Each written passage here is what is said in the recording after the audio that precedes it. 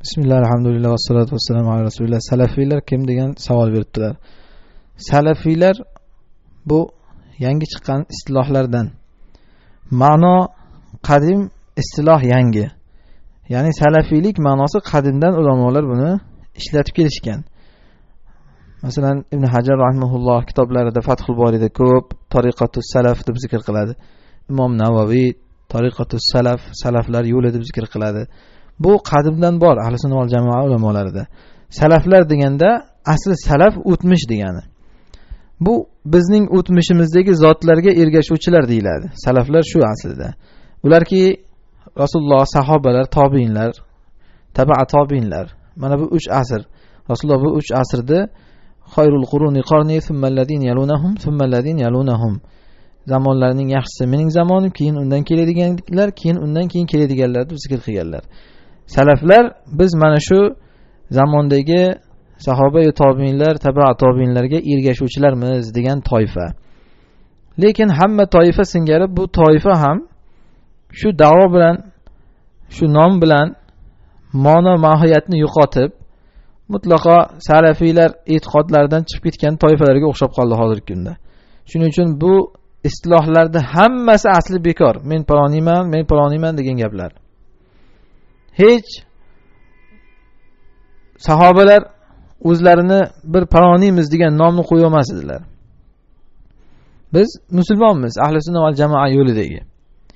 Masalan, Alloh taolo payg'ambari va mu'minlarga buyurdi Ibrohim alayhisalomga ergashishlikni.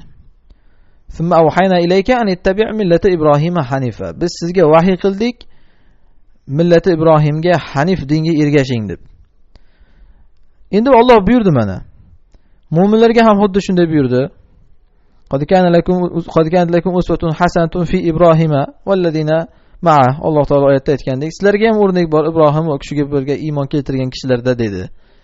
Lekin shunda na payg'ambarimiz, na sahobalar birortasi kelib endi biz Ibrohimiymiz deymadi hech kim. Yoki biz hanifiymiz, Alloh buyuryapti shunga demadi. Yoki Ibrohim alayhissalom sahobalarga, Rasulullohga nisbatan salaf edi, ya'ni o'tmishidagi zot edi. Biz salafiymiz desa bo'lardi, lekin shunday demadi. Shuning uchun bu bildiradiki, bu istilohlar o'zi bekor. Alloh oyatda aytgandek, mu'minmisan, musulmonmisan, va'tasimu bihablillahi jami'a. Hammalaring Allohning arqomini mustahkam tutinglar degan. Modomiki e'tiqodda birmisizlar, men paloniyman degan gap yo'q. Hamma istilohni yig'ishtirib qo'yiladi, Allohning dinidagi mu'min musulmon ahli sunnat jamoadagi odamman deyiladi. E'tiqodda muxoliflik bo'lsa to'g'ri, uni o'sha paloniy deb nomlaysiz uni. Chunki uni e'tiqodi o'sha.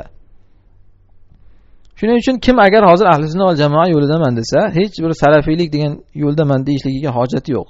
Hanafiyman, Maturidiyman, Ash'ariyman, boshqaman deyishligiga ham hech qanday hojati yo'q agar haqiqatda sahobalarga ergashaman desa. Bu salafiylik istilohi buzilib ketdi hozirgi kunda.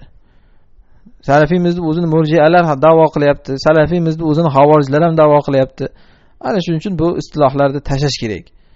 Imom Ahmad aytganlaridek, har qanday istiloh ahli sunnat val jamoaning yo'li emas. Kim paloniyman deb chiqdimi, birovning va ahli sunnatning yo'lida emas. Vallohu alam.